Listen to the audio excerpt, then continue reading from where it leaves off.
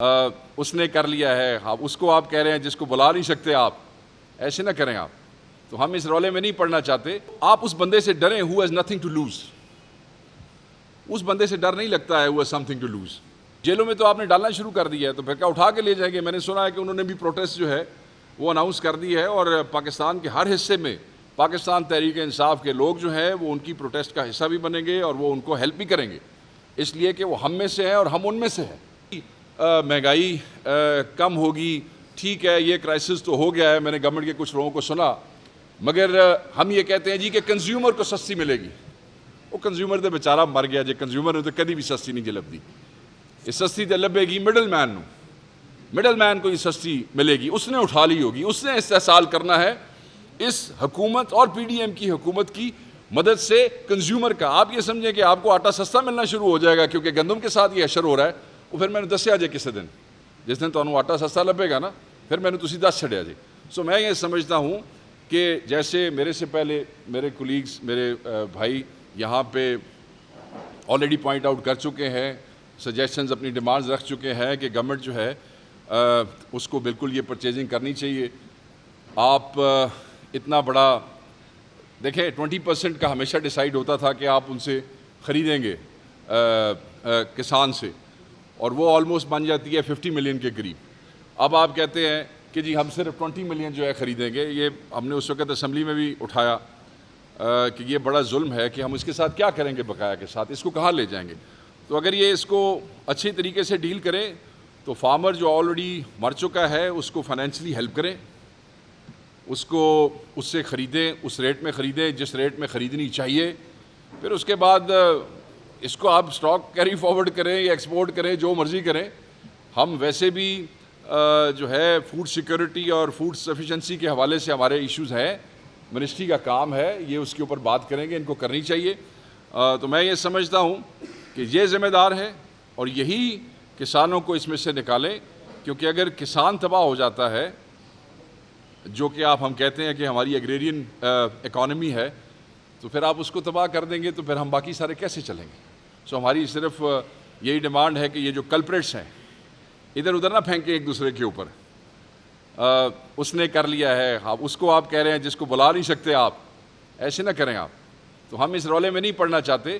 یہ تو گورنمنٹ خود پھینکنا چاہتی ہے کیئر ٹیکرز کے اوپر. جو کیئر ٹیکرز کا گناہ ہے اس کی سزا ان کو بھی ملنی چاہیے.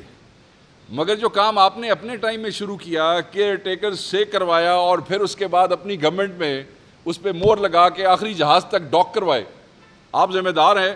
اور نہ آپ کو عوام معاف کرے گی، نہ کسان معاف کریں گے. اگر آپ ان کو فائنینشلی ہیلپ نہیں کرتے، گندم ان سے اٹھاتے نہیں ہیں، بینکس ان کو ہیلپ نہیں کرتے ہیں، تو میں سمجھتا ہوں کہ یہ بہت بڑا کرائسس ہے. اور یہ اس کو دیکھیں، وہ آپ اس بندے سے ڈریں who has nothing to lose.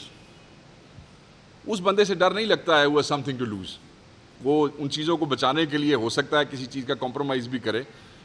سیاسی لوگ جو ہیں وہ پھر مصلحتوں کا شکار ہو جاتے ہیں، مگر غریب کسان جس کے بچوں کا روزگار اور اس کا لائیولی ہوڈ آپ نے اس سے چھین لیا ہے، he has nothing to lose. if he comes on road جیسے باقی کئی ملکوں میں ہوا تو یہ آپ کے لیے بڑا خطرناک ہوگا. اس کو دیکھیں، چیزیں ٹریگر کرتی ہیں نا. اگر یہ ٹریگر کر جاتا ہے یہی ایشو، تو یہ اس کو کیسے سنبھالیں گے؟ کیا ماریں گے کسانوں کو؟ جیلوں میں تو آپ نے ڈالنا شروع کر دیا ہے تو پھر کیا اٹھا کے لے جائیں گے؟ میں نے سنا ہے کہ انہوں نے بھی پروٹیسٹ جو ہے وہ اناؤنس کر دی ہے، اور پاکستان کے ہر حصے میں پاکستان تحریک انصاف کے لوگ جو ہیں وہ ان کی پروٹیسٹ کا حصہ بھی بنیں گے اور وہ ان کو ہیلپ بھی کریں گے، اس لیے کہ وہ ہم میں سے ہیں اور ہم ان میں سے ہیں.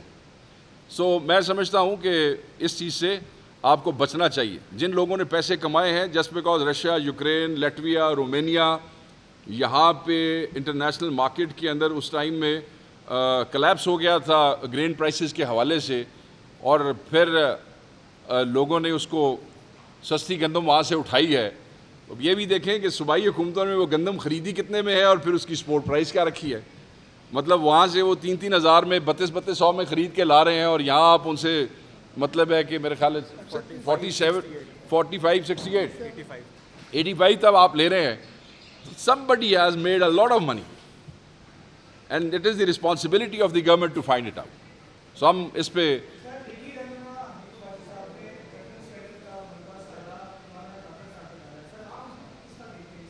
دیکھیں، میں یہ نہیں کہتا ہوں کہ کیئر ٹیکر گورنمنٹ کا اس میں کوئی حصہ نہیں ہے. کاغذ بول رہے ہیں نا, کاغذ بول رہے ہیں کہ کون سی اپروول کہاں پہ ہوئی, کون سا جہاز کس وقت آیا.